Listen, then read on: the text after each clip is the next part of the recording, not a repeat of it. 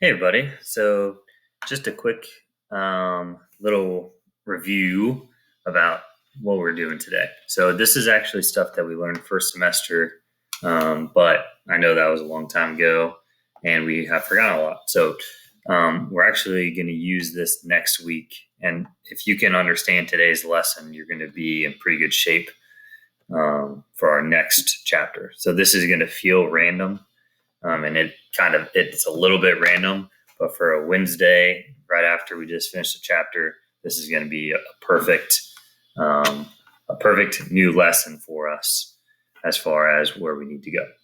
Okay, so first thing is we need to remember some things about rational functions. Okay, so rational functions, it looks like this is a good example here where you have some sort of polynomial on the top divided by another polynomial. Okay, so this is called a rational functions. Sometimes they're factored, sometimes they're not. They could be third degree, fourth degree, all that kind of stuff. Okay, so today we're talking about their horizontal asymptotes.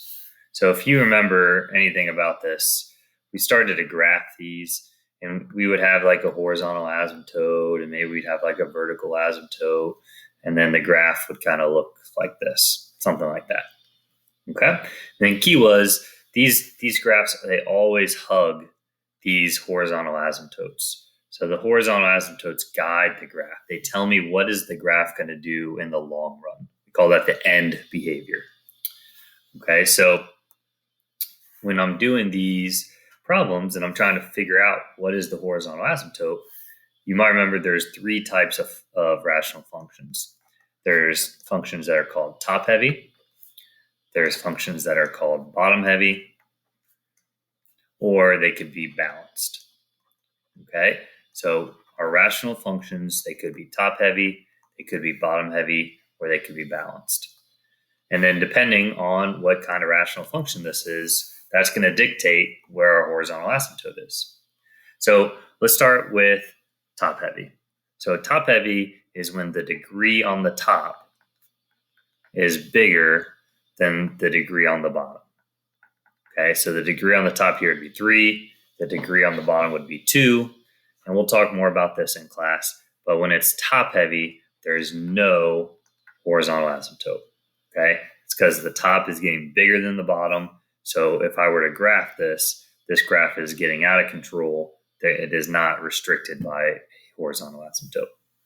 Okay, if it's bottom heavy, that's when the degree on the bottom is bigger. So this is a degree of 2 on the bottom, degree of 1 on the top, and every single time it's bottom heavy, we have a horizontal asymptote at y equals 0. Okay, every single time it's bottom heavy. So if it's bottom heavy, you know that in the graph there's going to be a horizontal asymptote at 0, and your graph is going to flatten out at that horizontal asymptote. All right, and then the last one is if it's balanced. So that'd be like 3x squared plus 1 on the top and 2x squared minus 7 on the bottom. Okay, so if it's balanced, we look at the leading coefficients. So this would be 3 over 2. So my horizontal asymptote would be at y equals 3/2. Okay, and that's it. That's all there is to it today. So we'll talk more in detail about what the graphs will look like. But if you can remember these rules, top heavy means no horizontal asymptote. Bottom heavy, it's always at 0, y equals 0. And if it's balanced, you look at the leading coefficients, the number right in front of the biggest term there. Okay, so let's see, I might run out of time. So if I wanted to look at this first problem, I look at this, I see it's balanced because it's degree of 2 on the top and the bottom. So if it's balanced, I look at my coefficients. So that'd be 2 over 15. So I'm just going to come down here.